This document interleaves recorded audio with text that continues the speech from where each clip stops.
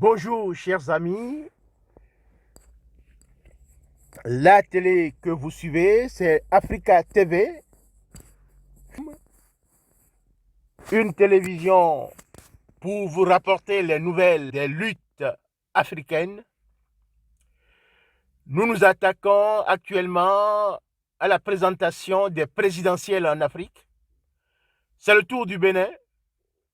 Donc, cette chaîne vous présentera les nouvelles, les évolutions de la situation au Bénin. Abonnez-vous donc à cette chaîne pour recevoir les notifications, pour recevoir les nouvelles vidéos dès qu'elles sortiront. Nous aurons des vidéos le matin pour récapituler la situation et une vidéo le soir pour donner les informations de la soirée. Je vous prie de vous abonner et de nous suivre. Que la paix du Christ soit avec vous. Je vous remercie. On m'appelle Ronvo Alice, agent permanent au ministère du Développement. Je viens vous faire le point sur les 5 ans de la gestion de Patrice Talon. Savez-vous pourquoi le président Talon est-il surpris que ces 5 ans de son mandat unique promis pour faire le miracle soient vite passés? C'est parce que, durant 5 ans, Talon n'a géré que des projets hérités de son prédécesseur avec financement bouclé. Lui-même n'a encore rien fait des projets qu'il a promis au peuple avec fanfaronnade. Oh pour tous, c'est Yahi qui lui a laissé un héritage au nom de la démocratie pour qu'il soit devenu gérant par procuration démocratique des 135 milliards de francs CFA déjà mobilisés pour le projet Accès à l'eau potable pour tous. Quand Talon semble dire à Savait et à Parakou que c'est lui et son gouvernement qui ont donné de l'eau à ces peuples, j'ai en même temps eu honte de lui. Mais j'ai aussi compris qu'il est à la tête d'un gouvernement de mensonges. De l'électricité pour tous et du délestage zéro. C'est le même Boni Yahi qui lui a laissé un montant total de plus de 200 milliards de ces accords de financement signés avec le MCA2 destiné à résoudre le problème de l'énergie au Bénin. Du projet d'infrastructure routière renommé asphaltage, qui n'est rien d'autre que le projet de 3000 km de route lancé par Yahi en 2015, avec financement bouclé, grâce à un accord d'arrangement qu'il a signé avec la BOAD et d'autres en PPP.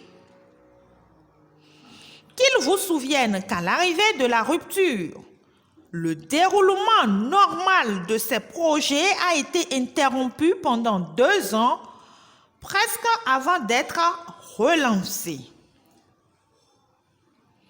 Le projet de l'électrification publique par des lampadaires solaires, là encore, grâce aux accords signés par Boni Yahi avec l'Agence française de développement AFD pour un montant de 50 milliards de francs CFA pour 15 000 lampadaires et un autre accord avec l'UOMOA pour un programme de 17 210 lampadaires solaires pour le Bénin. Un autre programme d'assainissement et de pavage des rues dans nos villes et villages pour un montant de 60 milliards de francs CFA, signé avec la Banque d'investissement de la CEDEAO la BOAD et le PIGEMU. En plus de tout ceci, il faut ajouter les projets de construction des hôpitaux de zone, hérités comme celui de Savet, non encore achevé à ce jour, signé avec le fonds saoudien Dalada, obtenu en don du Japon grâce à la diplomatie agissante de Yahi. Celui de Tchaoru, toujours en suspens, obtenu grâce au fonds koweïtien. La nouvelle centrale thermique de Maria Gleta de Savet a été installée par le président Yahi Boni avec son gouvernement. Le gouvernement de la rupture est venu gérer l'appel d'offres. Le peuple béninois ne comprend pas pourquoi l'aéroport de Tourou est resté sans suite, alors que le président Boni Yahi a investi plus de 110 milliards pour la réalisation de cet aéroport. Le projet Route des pêches en cours de réalisation, déjà avant l'avènement de la rupture. Voici en bref les projets de Yahi hérités par Talon avec financement bouclé que Talon s'est vu réalisateur depuis bientôt 5 ans.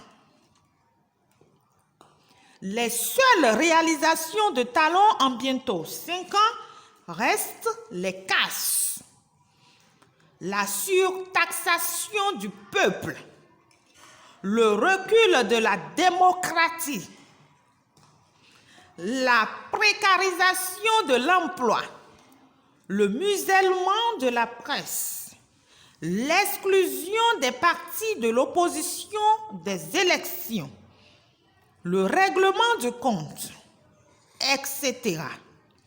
Il faut ajouter à tout cela la reconstruction de certains stades et marchés encore inachevés.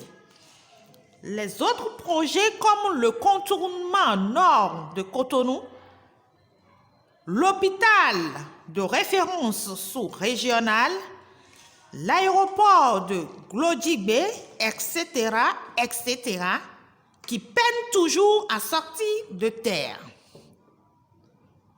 Mais quel gâchis! Quel recul! Talon fait preuve de sa ruse et profite de la soumission de nos cadres et intellectuels tarés et corrompus pour manipuler le peuple béninois amnésique. Je vous remercie.